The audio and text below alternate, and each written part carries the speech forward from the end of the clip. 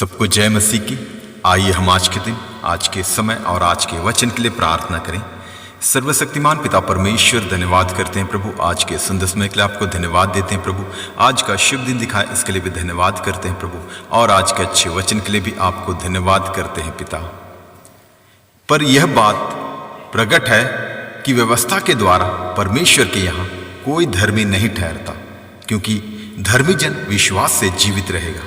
धन्यवाद करते हैं पिता, आज के इस अच्छे वचन के लिए आपको धन्यवाद देते हैं प्रभु। जितने भी व्यूअर्स सुन रहे हैं, पढ़ रहे हैं, देख रहे हैं, मनन कर रहे हैं, आज दिन भर उन्हें अपने लहू से बांध के तो सुरक्षित रखना। कोई भी दुष्ट की प्रवृत्ति उन पर प्रबल ना होने पाए प्रभु।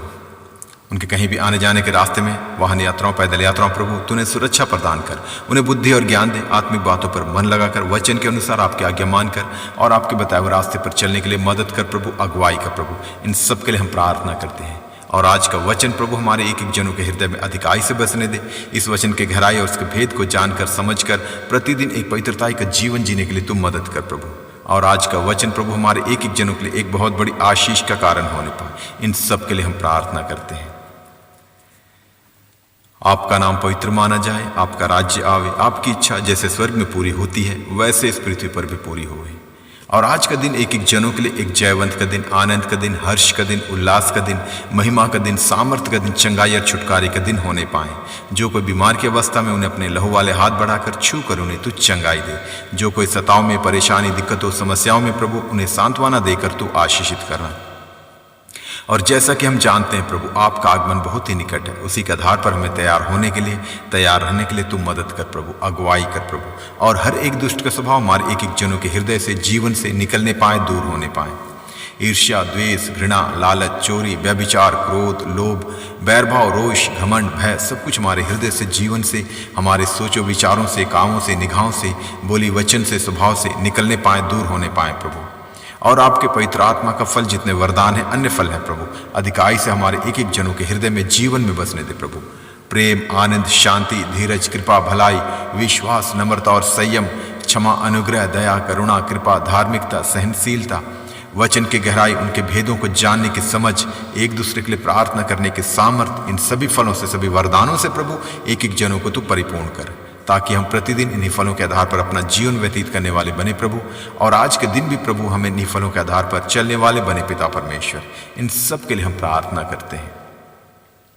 आपका नाम पवित्र माना जाए, आपका राज्य आवे, आपकी इच्छा जैसे स्वर्ग में पूरी होती है वैसे इस पृथ्वी पर भी पूरी होवे।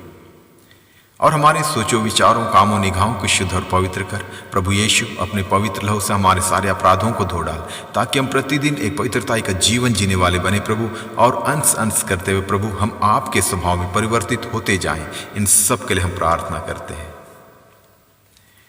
और हम पूरे भारत देश को भी आपके हाथों में देते हैं। पूरे देश को अपने लहू से बांध के तो सुरक्षित रखना।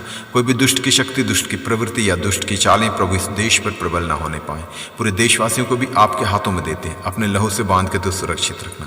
और जिनके पास अब तक आपका सुसमाचार, आपका वचन नहीं पहुंचा, उनके लिए भी प्रार्थना करते हैं। उन्हें बुद्धि और ज्ञान दे, अच्छी समझ दे प्रभु, ताकि जब कभी किसी दासों के द्वारा या विश्वासी जनों के द्वारा प्रभु आपका सुसमाचार, आपका वचन उन तक पहुंचे, तो वो लोग उस पर विश्वास करने वाले बने पिता परमेश्वर, और विश्वास करके उद्धार पाके आपके राज्य के वारिस होने पाए। ऐसा ही प्रभु एक एक जनों तक, एक एक लोगों तक, एक एक देशवासियों तक आपका सुसमाचार, आपका वचन पहुंचने पाए, और पूरा देश इसी रीति से प्रभु उद्धार पाके आपकी महिमा करने वाला देश होने पाए। इन सब के लिए हम प्रार्थना करते हैं। और इस देश की उन्नति के लिए, प्रगति के लिए, तरक्की के लिए, समृद्धि के लिए भी प्रार्थना करते हैं। देश हर एक क्षेत्र में, आर्थिक क्षेत्र में, सामाजिक क्षेत्र में, वैश्विक क्षेत्र में, राजनीतिक क्षेत्र में, हर क्षेत्र में उन्नति करने पाए, तरक्की करने पाए। और जो भी देश की जरूरतें हैं वो आपके भंडार से पूरा होने पाए। और जो भी देशवासियों की जरूरतें, आर्थिक जरूरतें, आत्मिक जरूरतें, पारिवारिक जरूरतें, व्यक्तिगत जरूरतें, सामाजिक जरूरतें, कलीसियाई जरूरतें, हर एक जरूरतें प्रभु आपके भंडार से पूरा होने पाए। इन सब के लिए हम प्रार्थना करते हैं। आपका नाम पवित्र माना जाए, आपका राज्य आवे, आपकी इच्छा जैसे स्वर्ग में पूरी होती है वैसे इस पृथ्वी पर भी पूरी होगी। और हम पूरे जो भी देश चलाने वाले नेतागण हैं, मिनिस्टर्स, अधिकारी, पदाधिकारी, उन सबको भी आपके हाथों में देते हैं। सबको अच्छी बुद्धि और ज्ञान दे, अच्छी समझ दे प्रभु, ताकि ईमानदारी के साथ, सच्चाई के साथ, एक शुद्ध विवेक के साथ, पूरी निष्पक्षता के साथ प्रभु देश को चलाने वाले बने पिता परमेश्वर। और संविधान को सर्वोच्च मानकर उसी के आधार पर हर एक कार्य को करने वाले, हर एक फैसला लेने वाले होने पाए। और जो भी कार्य करें प्रभु, जो भी फैसला लें प्रभु, वो देश के हित के लिए और जनता की भलाई के लिए होने पाए, ताकि उसके द्वारा देश उन्नति की ओर, प्रगति की ओर, तरक्की की ओर और समृद्धि की ओर आगे बढ़ने पाए प्रभु। इन सब के लिए हम प्रार्थना करते हैं।